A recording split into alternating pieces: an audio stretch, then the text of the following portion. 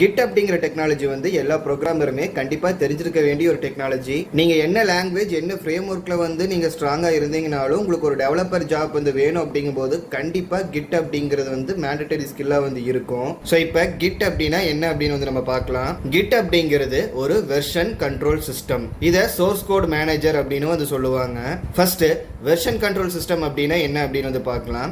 இப்போ நம்ம ஒரு ப்ராஜெக்ட் வந்து பண்ணுறோம், அது ரொம்ப பெரிய ப்ராஜெக்டாக இருக்குது அப்படிங்கும்போது மாடியூல் பை மாடியூலாக அதை செப்பரேட் பண்ணி நம்ம ஒர்க் பண்ண ஸ்டார்ட் பண்ணுவோம்.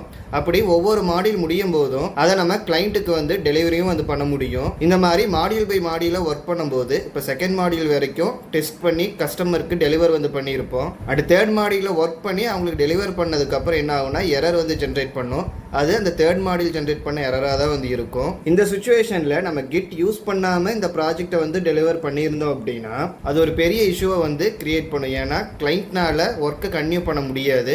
அண்ட் நம்ம இமீடியட்டாகவும் என்ன பக்காக இருக்குது அப்படின்னு பார்த்து சால்வ் பண்ண முடியாத ஒரு சுச்சுவேஷனாக கூட இருக்கலாம். இதுவே நம்ம கிட்டை வந்து யூஸ் பண்ணியிருந்தோம் அப்படின்னா மாடியூல் 1 முடிஞ்சோடனே அதை ஒரு செப்பரேட் வெர்ஷனாக வந்து கிரியேட் பண்ணியிருக்கலாம். மாடியூல் 2 முடிஞ்சோடனே அதை இன்னொரு வெர்ஷனாக வந்து கிரியேட் பண்ணியிருக்கலாம்.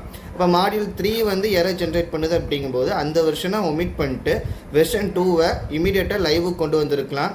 கிளைண்ட்டும் ஆல்ரெடி என்ன ஃபியூச்சர்ஸ் எல்லாம் யூஸ் பண்ணிகிட்டு இருந்தாங்களோ அதை அப்படி யூஸ் பண்ணிக்கிட்டு இருப்பாங்க. நம்மளும் தேர்ட் மாடியூலில் என்ன எரர் வந்துச்சு அப்படின்னு பார்த்து சால்வ் பண்ணுறதுக்கான டைம் அப்படிங்கிறது வந்து இருக்கும். அண்ட் ஒரு வெர்ஷன் கண்ட்ரோல் சிஸ்டம் அப்படிங்கிறது மட்டும் இல்லாமல் சோர்ஸ் கோட் மேனேஜர் அப்படின்னு வந்து சொல்லியிருந்தேன். இப்போ சோர்ஸ் கோட் மேனேஜர் அப்படிங்கும்போது இப்போ நம்ம கம்பெனியில் வந்து ஒரு ப்ராஜெக்டில் ஒர்க் பண்ணுறோம் அப்படின்னா ஒரு ப்ராஜெக்டை நிறைய பேர் சேர்ந்து தான் வந்து டெவலப் பண்ணுவோம். யாருமே ஒரு இண்டிவிஜுவலாக ஒரு ப்ராஜெக்டை வந்து ரன் பண்ண மாட்டாங்க. அப்படி நிறைய பேர் சேர்ந்து ஒரு ப்ராஜெக்டை நம்ம டெவலப் பண்ணுறோம் அப்படின்னா ஒவ்வொருத்தரும் அந்த ரெப்பாசிட்டரியிலிருந்தே அவங்களுக்கான லோக்கல் காப்பீஸை வந்து எடுத்து ரன் பண்ணிக்கலாம். அண்ட் ஒவ்வொருத்தங்க அவங்களுக்கு அலோகேட் பண்ண டாஸ்க் முடிஞ்சதுக்கப்புறம் அது எல்லாத்தையும் சேர்த்து சிங்கிள் ப்ராஜெக்டாக கன்வெர்ட் பண்ணுற ப்ராசஸையும் வந்து இந்த கிட் அப்படிங்கிறத வந்து பார்த்துக்கும். ஸோ கிட் இல்லை அப்படின்னா மேனுவலாக தான் ஒவ்வொருத்தர்கிட்ட இருக்கிற வெர்ஷனையும் வாங்கி நம்ம மெர்ஜ் பண்ண வேண்டியதாக இருக்கும். அப்படி மெர்ஜ் பண்ணும்போது டைம் அதிகமாக கன்சியூம் பண்ணோம். அது மட்டும் இல்லாமல் நிறைய பக்ஸை வந்து ஜென்ரேட் பண்ணோம். அதை திரும்பவும் சால்வ் பண்ணி தான் ஒரு சிங்கிள் ப்ராஜெக்டாக நம்மளால் எடுத்துகிட்டு போக முடியும். பட் கிட் அப்படிங்கிறது இது ரொம்ப சிம்பிளாக ஹேண்டில் பண்ணுறதுக்கு நமக்கு உதவும்.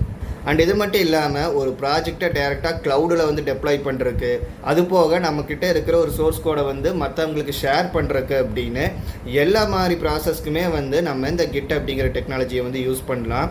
அண்ட் உங்களுக்கு கிட்டுக்கான டுட்டோரியல் வந்து ப்ராப்பராக வேணும் அப்படின்னு நினச்சிங்கன்னா இந்த வீடியோவுக்கு லைக் வந்து பண்ணுங்கள். 1000 லைக் வந்துச்சு அப்படின்னா இந்த கிட்டுக்காக செப்பரேட்டாக ஒரு கோர்ஸ் வந்து நான் ரெடி பண்ணுறேன். ஸோ இந்த வீடியோ அவ்வளோதான். இந்த வீடியோ உங்களுக்கு யூஸ்ஃபுல்லாக இருந்தால் லைக் பண்ணுங்கள். அண்ட் இந்த மாதிரி யூஸ்ஃபுல்லான கண்டென்ட்டை பார்க்கறதுக்கு மறக்காமல் நம்ம சேனலுக்கு சப்ஸ்கிரைப் பண்ணுங்கள். தேங்க்ஸ் ஃபார் வாட்சிங்.